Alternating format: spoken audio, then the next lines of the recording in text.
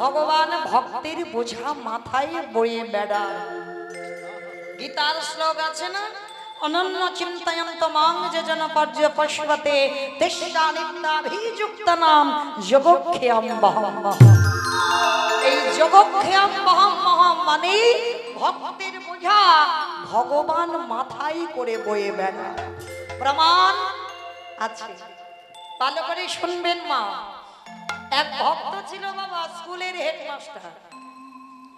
স্কুলের হেডমাস্টার ছিল, কিন্তু ওই শিক্ষা ভাগবতের দশম স্কন্ধ, আর দশম স্কন্ধ পাঠ করলে বাবা এই নবম স্কন্ধ পর্যন্ত ভক্তদের চরিত্র আছে। ধ্রুব চরিত্র, প্রহ্লাদ চরিত্র, অম্বরীশের চরিত্র, অজামিলের চরিত্র, পরপর ভক্তদের চরিত্র পাবে। কিন্তু এই দশম স্কন্ধ থেকে ভগবানের কৃষ্ণ লীলা, রাসলীলা বর্ণনা আছে দশম স্কন্ধে, খুব কঠিন। তাই এবার সে স্কুল মাস্টার কি করবে বাবা, ভাগবত পড়বে ওই দশম স্কন্ধ। আর সকাল ভোর ভোর উঠেছে, স্নান করে ঠাকুরের কর্ম করে, আর সেই দিন স্কুলে বাবা ইন্সপেক্টর আসবে, মানে স্কুল পরিদর্শন করবার জন্য। স্কুলটা কিভাবে চালাচ্ছে হেডমাস্টার, কোথায় কি অসুবিধা আছে দেখবার জন্য স্কুল পরিদর্শনে আসবে। তা সেদিন তার হেডমাস্টার কি করেছে, তার স্ত্রীকে বলে দিয়েছে, গিন্নি আমি ঠাকুর ঘরে ভাগবত পড়তে বসছি, তুমি সময় মতো আমার একটু ডেকে দিও, কারণ আমি যদি পাঠ পড়তে করতে ঘড়ি দেখতে ভুলে যাই আমার স্কুলে যাওয়া হবে না।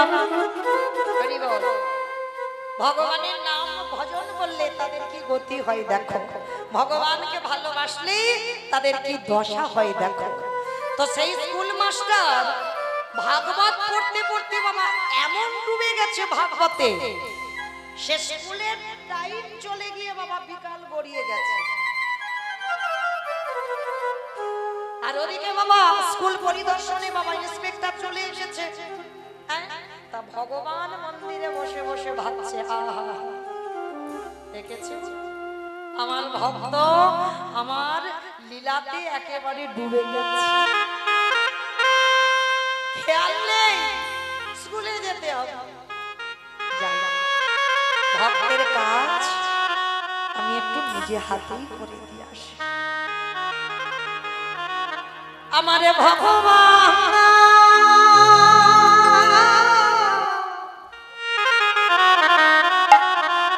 আজ এই হেডমাস্টারের রূপ ধারণ করে স্কুলে যে চা বানান, তিনিও বাবা স্কুলে আসেন। তাহলে কি করবে, যিনি স্কুলের মাস্টার হয় তাকে তো বাবা সমস্ত কাজগুলো করে দিতে হবে। একজন উপর থেকে ইন্সপেক্টর এসেছে মানে কি বাবা, একটু চা বানিয়ে দিতে হবে, একটু মিষ্টি দিতে হবে, তার সামনে একটু যত্ন আহ্বান করতে হবে। তা ভগবান কি করেছে জানো, যেই না স্কুল পরিদর্শনে এসেছে, এদিকে আসল হেডমাস্টার ভাগবতে ডুবে গেছে, খেয়াল নেই। আর ভগবান স্কুলের মাস্টার হেডমাস্টার হই, ওই যেই না গাড়ি থেকে ইন্সপেক্টর নেমেছে, ভগবান হাতে করে একটা যেটা নিয়েছে, স্কুলে চারিদিকে ঘুরে ফিরে দেখাচ্ছি কোথায় কোন কাজটা করতে হবে। এইবার একটা চেয়ারের উপরে বসিয়ে এইবারে ভগবানের নিজের হাতে রান্নাশালে গিয়ে চা বানাচ্ছে, নিজের হাতে প্লেটে করে মিষ্টি সাজিয়েছে। এইবারে যেই না ইন্সপেক্টরের হাতে দিয়েছে, প্রতিদিন ওই ইন্সপেক্টরের চা, তবে আজ যেন ওই চায়ের স্বাদ একটু আলাদা। ওই চাটা তো কোনো জড় জগতের মানুষ বানায়নি, আমার ভগবান স্কুলের হেডমাস্টার সেজে বানিয়েছে। এইবারে যেই না চাটা খেয়েছে, খেয়ে বলছে কি ব্যাপার, আমি এতদিন চা খাচ্ছি কোনোদিন তো এমন স্বাদ হয়নি। চা খেয়ে সেই এঁঠো কাপ আমার ভগবান রূপী স্কুলের মাস্টারের হাতে দিয়েছে।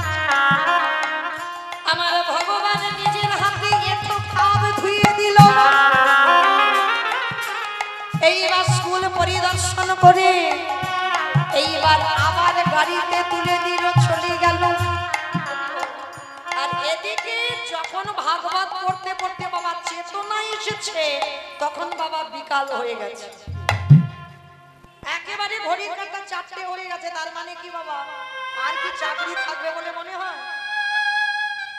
ভগবানের চরণে বসে বলছে, প্রভু আমি জানি আর আমার চাকরিটা থাকবে না, কারণ আমি জানি আজকের স্কুল পরিদর্শনে আসার কথা, আর সে ব্যক্তি এসে নিশ্চয়ই স্কুলে কাউকে না পেয়ে নিশ্চয়ই চলে গেছে।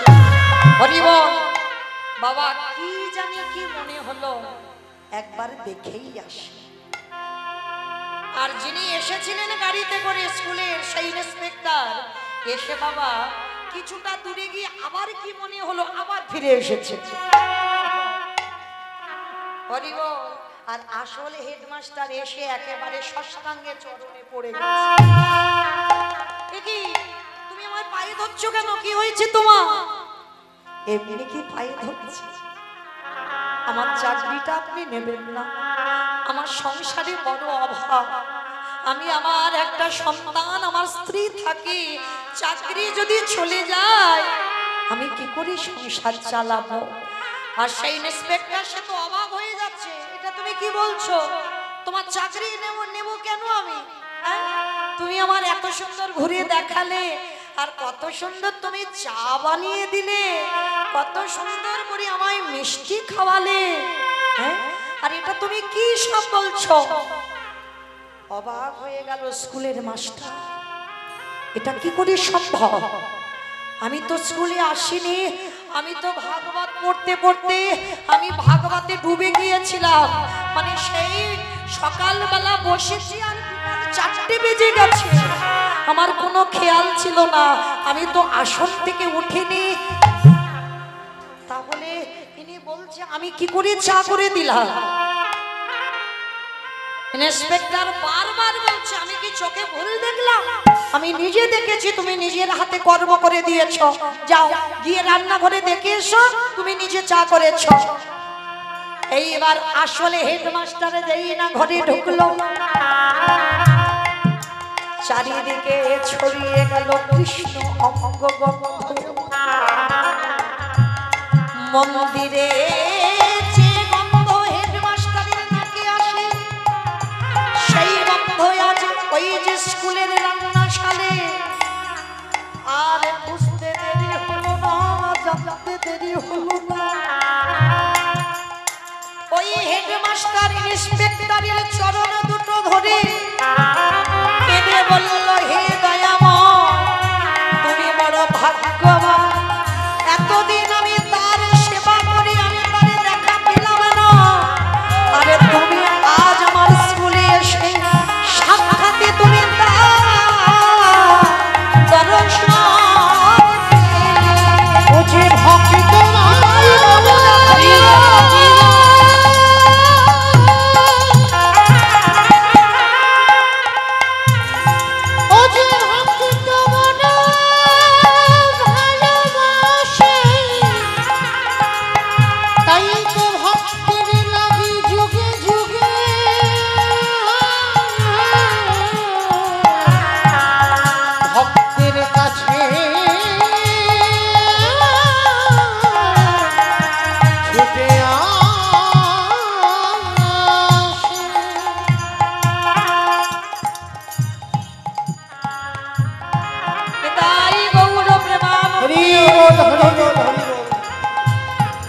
জগৎ সংসার মাঝে ভগবানের জাতির বিচার করে না, জাতির ভেদাভেদ করে না, এই জগতের সংসার মাঝে ভগবানকে যদি ডাকার মতো ডাকা যায়, আমার ভগবান যুগে যুগে ভক্তির কাছে ভক্তি হয়ে যায়।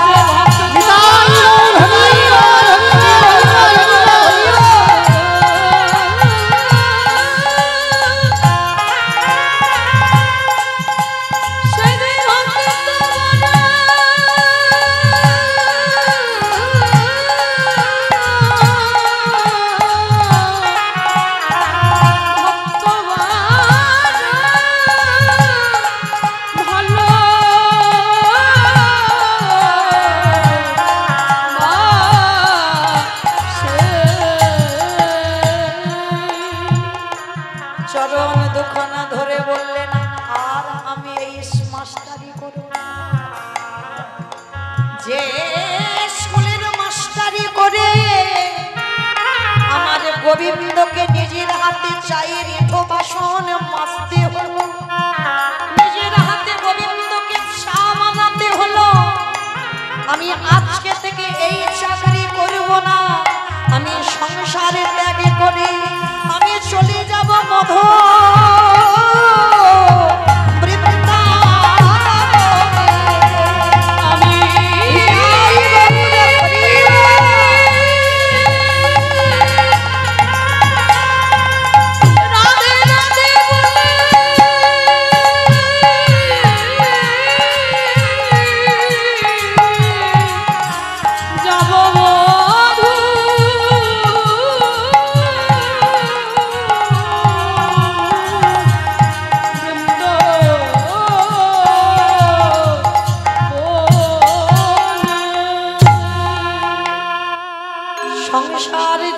ভগবানের কাছে বলবে, যে যত বড় ধরনের চাকরি করো না কেন, কৃষ্ণ চরণ যদি একবার পেয়ে যাও, সবই কিছু ত্যাগ করে দিয়ে আমার গোবিন্দ চরণ আশ্রয় আমি কবে যাব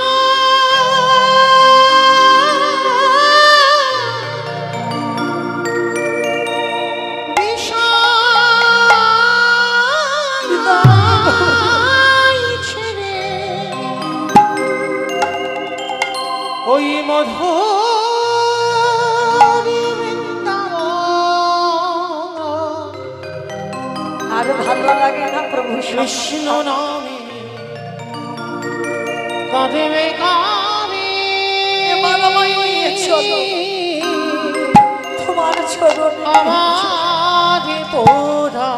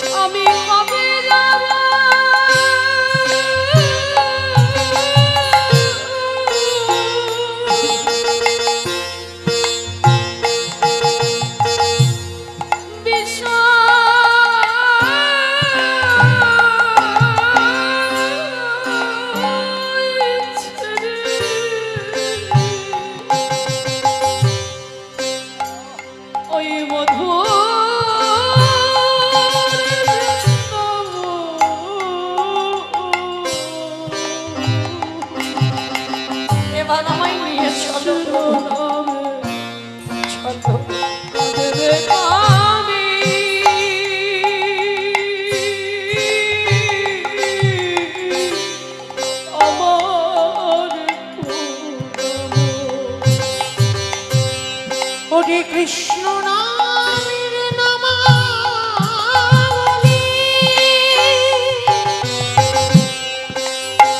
পড়িবা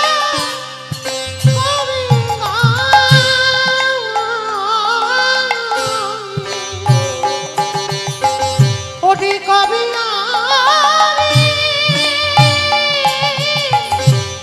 প্রাণ জোড়াও গিয়ে মথুরা।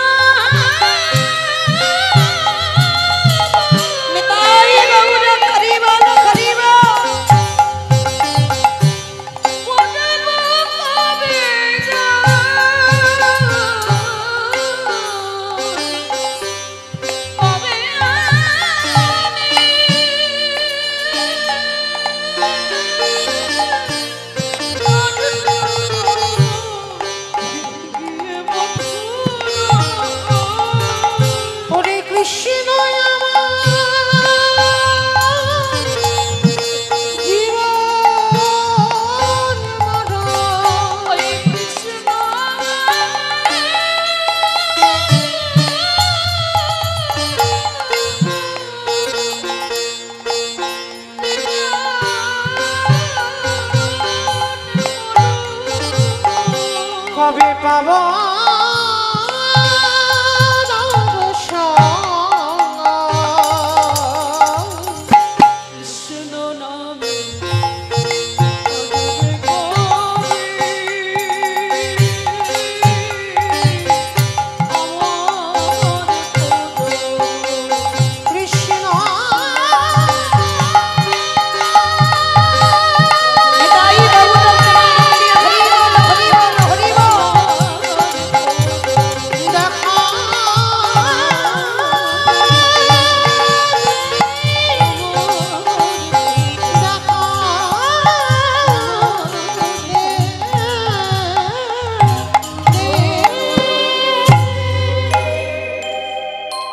এই যে একটু আগে একটা মুসলমান ভাই এলো না, এইরকম একটা মুসলমানের ছেলে শুনেছিল বাবা একজনের মুখে ভগবানের হাতে বাঁশি আছে, মাথায় চূড়া আছে, গলায় বনফুলের মালা আছে, পরনে ধুতি আছে, ধুতি আছে, চরণে নূপুর আছে। তা সেই ছোট্ট মুসলমানের ছেলেটার মনে হলো, মুসলমান তো অত বোঝে না, মনে হলো সব তো বলল, কই বলল না তো তার পায়ে জুতো আছে কিনা। আর সেই মুসলমানের ছেলে নিচু যা জুতোর কাজ করত, মনে বিশ্বাস জন্মালো যে হিন্দুদের দেবতা তো কি হয়েছে, শরীরের এত অলংকার আছে বলল কিন্তু পায়ে জুতো নেই, আমি দুজোড়া জুতো করে বৃন্দাবনে আমি ভগবানের পরিয়ে দেব।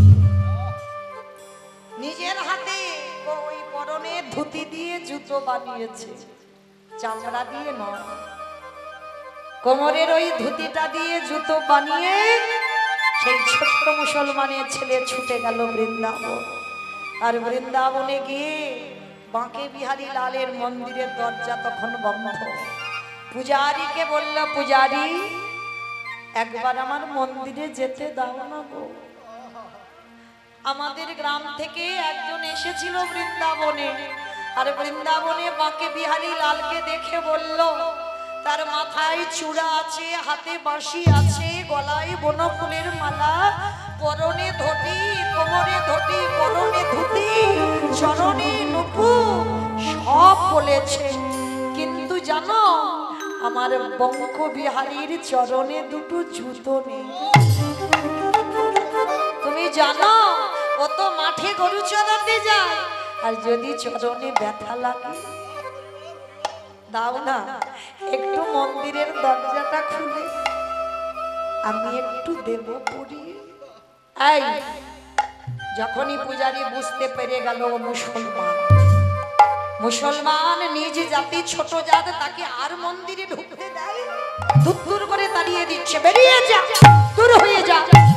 এজন্য বিধর্মী মুসলমান হয়ে আমি মন্দিরে ঢুকতে দেব, মন্দির অপবিত্র হয়ে যাবে, দূর করে তাড়িয়ে দিচ্ছে। এমন ধাক্কা দিয়েছে একেবারে মন্দির থেকে একেবারে নিচে পড়ে গেছে, কিন্তু সেই জুতো দুটো ছাড়েনি। নয়নের জলে ওই মুসলমানের ছেলে কাঁদে আর বলে, দয়াময় আমি জানি না তোমায় কি দিয়ে ভালোবাসতে হয়, জানি না তোমার কোন মন্ত্রে ডাকতে হয়, কিন্তু শুনলাম তোমার চরণে জুতো না, তাই দুটো জুতোই আমি তোমার চরণে পরাবো বলে ওগো দয়াময়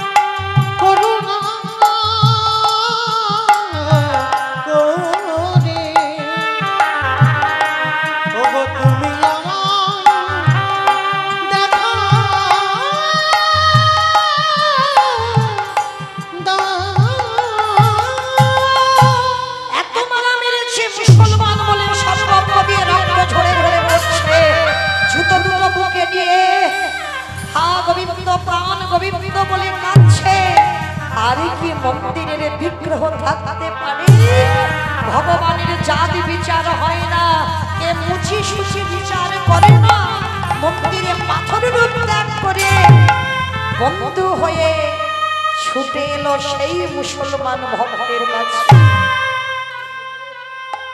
কে রে এমন করে কাঁদছিস, কে গো তুমি, একবার আমার মন্দিরে একটু যেতে দেবে গো, আমি এই জুতো দুটো পরিয়েই চলে যাব।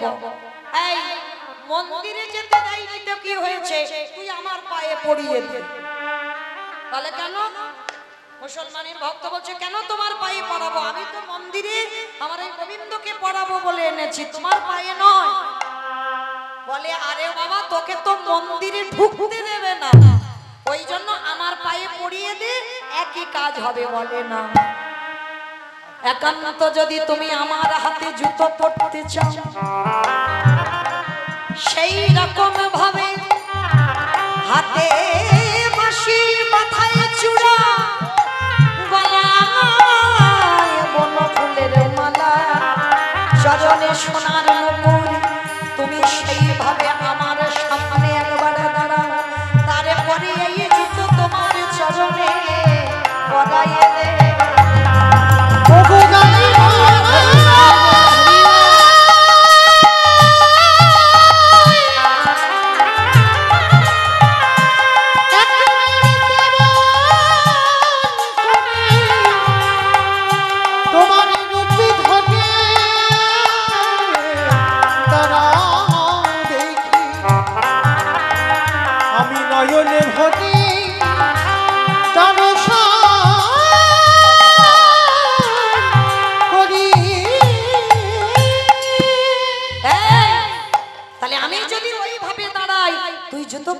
বলে হ্যাঁ, আর থাকতে পারলো না ভগবান দাঁড়ালো, অপবেশর বেনুকর সামনে নব কৈশোর নটবর। আমার চরণ রাখতে গেলে সোনার পাত্র লাগে, তাহলে আমার চরণ দুটো রাখলে তবে তো তুই জুতো পরাবি, রাখবো কোথায়? সেই মুসলমানের ছেলে বলে উঠল, আমি জানি না তুমি হিন্দুদের ঠাকুর, তবু যদি রাখতে হয় আমি বড় কাঙাল, আমার সোনার পাত্র নাই, আমার হৃদয়ে পাত্র পেতে দিলাম, একেবারে তোমার দুটো চরণ হৃদয়ে দাও, আর নয়নের জলে ওই মুসলমানের ছেলে আমার জুতো খানা ভগবানের চরণে পরাইয়ে দিল।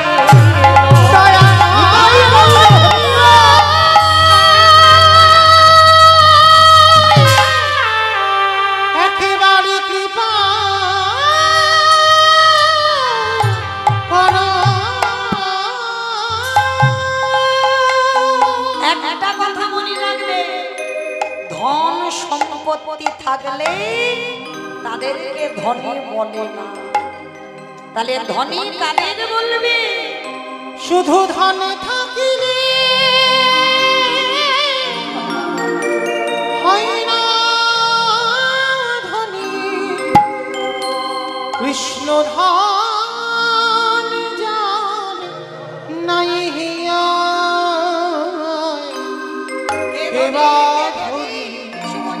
কেবা গরিবী বোঝা বড় গায়। শুধু ধনে থাকিলে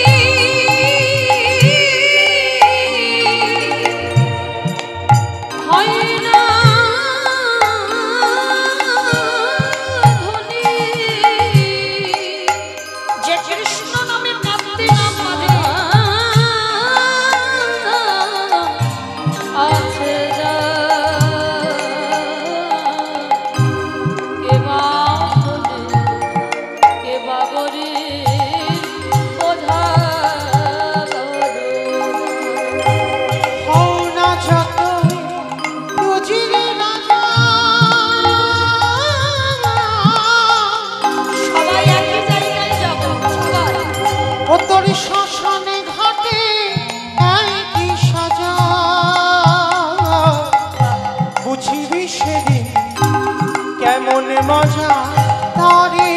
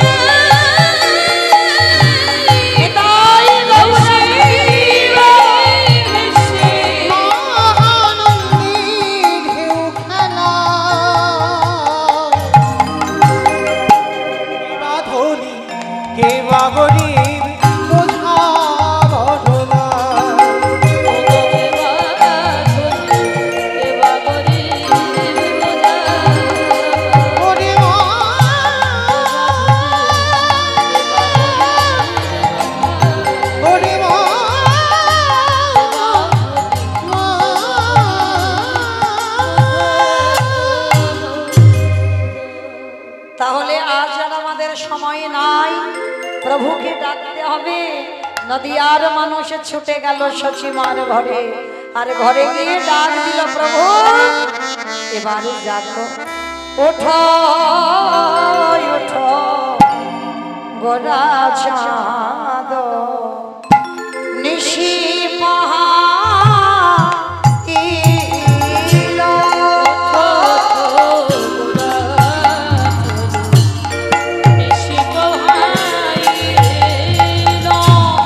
নদিয়ার লোক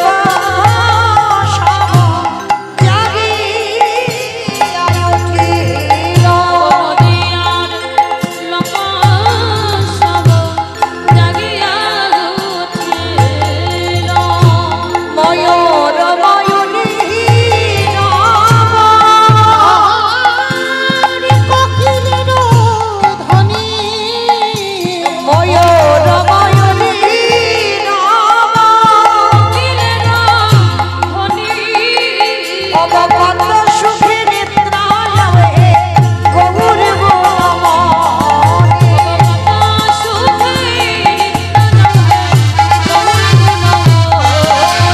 উঠো উঠো গোরা চাঁদ, নিশি পোহাইল।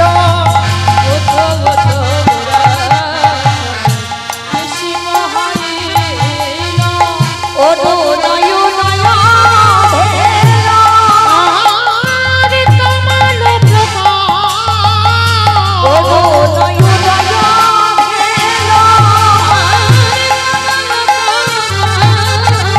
দেহে চল মধুকর কুমারী গোরা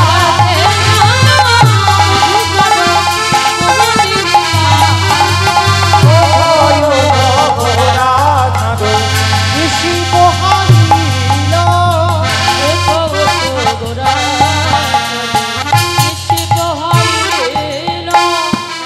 অতি মনোহর সেজে বিচিত্র বালিশে ভগবাস দেব ঘোষে কহে আমার মনে রহ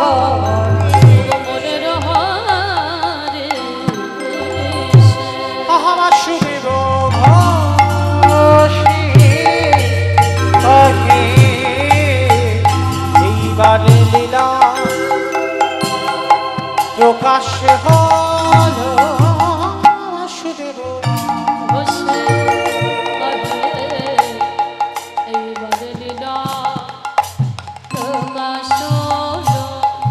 বাসুদেব ঘোষে কহে এইবারে লীলা প্রকাশ হল।